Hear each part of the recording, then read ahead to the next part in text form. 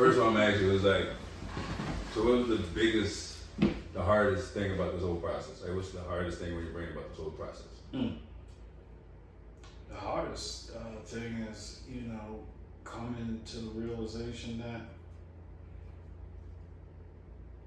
my time on this earth might be shorter than I thought. The realization that I might not be able to see my boys grow into the men that I inspired them to be. Not being there to take care of my wife, my family. Yeah, and I think going back to the beginning, in 2018, I suffered a heart attack at work, thinking that it was something mild. That's what scared me. Yeah. And this was Christmas Eve. I remember it like it was yesterday, and the doctor telling me, well, I have bad news and bad news. And I said, okay, give me the bad news. And the bad news was, you suffered, a minor heart attack. The other bad news was, we're going to keep you. And this was Christmas Eve. And I've never not been with my family on Christmas, watching my boys, open their gifts. So they spent that day with Christmas with me in the hospital. And that's when the doctor pretty much told me that they see indications of my kidneys declining. It might have been at 40-something% at that time. And I remember being in the hospital about a week, and it still didn't hit me because I wasn't aware. I didn't know the severity of kidney disease. We know about diabetes, we know about high blood pressure, but I didn't know how important the kidneys really were. So I'm not going to say that I disregarded it, because I was working out all the time. I was even competing in powerlifting. Yeah, I was seeing you Phil, Eric, and all that. So I'm like, can't be me. I'm not obese. I'm heavy set in a way of being muscular, but the doctors know. And for several more years after that, I continued my lifestyle, good or bad. The outcome shown that it was bad regarding health, because one of the things they said to do was lose the weight, change your diet. And I've been hearing that all my life. Yeah, so you do it for a little bit, and it's like, all right. Didn't really apply it to my lifestyle like I should have. And in 2022, I believe, in December, suffered another crazy incident where coming out of the gym, I just felt it instantly. This was during COVID time. So I'm thinking, I got COVID. I remember leaving the gym, rushing out. I was on the phone with my line brother James, like, yo, I'm really, really, really sick. And when I got home, it happened so fast. I told my wife, go get a COVID test. We couldn't even get there. It was, let's get him to the hospital. When I got into the hospital, I was pretty much walking death. I had walking pneumonia. And if you ever really want to know what death feels like, get walking pneumonia. Pneumonia shows you probably what it really, really, really feels like. And they had to do emergency port because my kidneys at that point were at a level where you need to do it now. So they gave me an emergency port, went through my neck and out my chest with the catheter. And I had to do that for a while. And then that's when reality set in. Like, wow, I need a kidney. I need a kidney. Yeah, that part. And I remember being on the table, because you're awake when they're doing all of this, and a tear coming down my eye, like, it's real now, and I don't think I showed real emotion through that, crying since, my aunt passed away. But I remember in that moment, it's showtime, it's here now, and it hit me.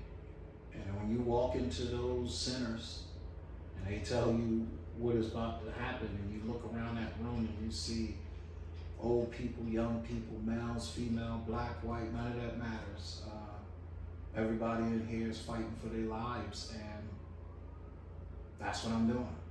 3 days a week, 5 hours a day, I'm fighting for my life. They're sticking me with 20-inch gauge needles that go into my left arm, and Kind of used to it by now. now Okay, that needle every day reminds you like you don't want to be here. Yeah, I get you on that one. I get you on that one. How's your line brothers and all been since you've been in this, since it got like real serious? How have they support been to you? Man, I got the greatest LBs. I always say that, like I couldn't have been a part of a better line. Always calling me, always checking in on me, you know, giving me their support. I believe a couple of them tried to get tested as well.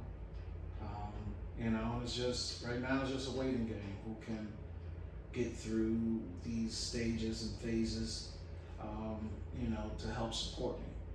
So, I think I made it to myself maybe like a year or so. I kind of envy your line. When you look at all the beta gamer lines, it's like the relationships that people have. It's like y'all have that relationship. It's like, damn, that's why I got it. You know, like the relationship they have with each other, how they walk next to each other. You never thought they were disconnected ever. It's like that's why I got it in this. You know. And I was trying to tell my mom, I was like, that's how we gotta be. We might get there one day, but it's like right now we working on that. You know what I'm saying? yeah, we since being online, man, you know, that's the one thing that we hold dear is holding each other accountable, being tight, having a real brotherhood.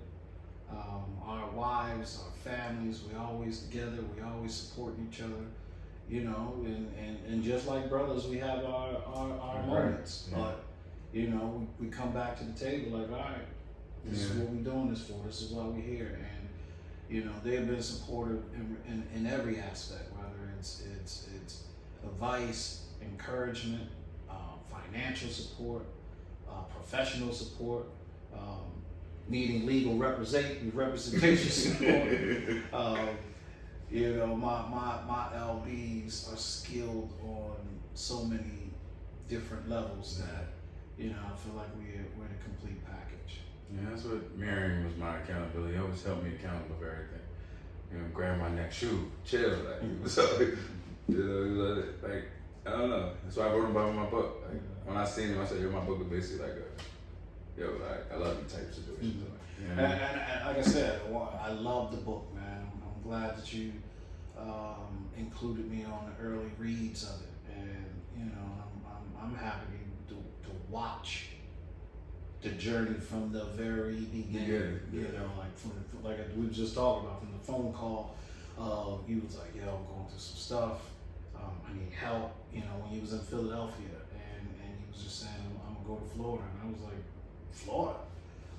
But you did it, and it ain't been easy. You know, anytime you would call me, and I that's why I made sure I answered the call, because I know what you were going through, and I know what you was trying to accomplish, and you know, I'm proud of you that you're really walking into the path that you sought out to do. And the book was such an easy read, and I was just making so many connections, whether it's, you know, with your LBs or with bros that you spoke about in there, whether your journey, whether just home life. You know, we all come from, you know, urban areas where drugs, crime was so prevalent and See, that's good. yeah, I mean, like, good. we could go left at any moment, but you went to college, you know, you got your degree, so and you was a honcho of your life, and that's one of the things I always try to remind you is that you're a leader.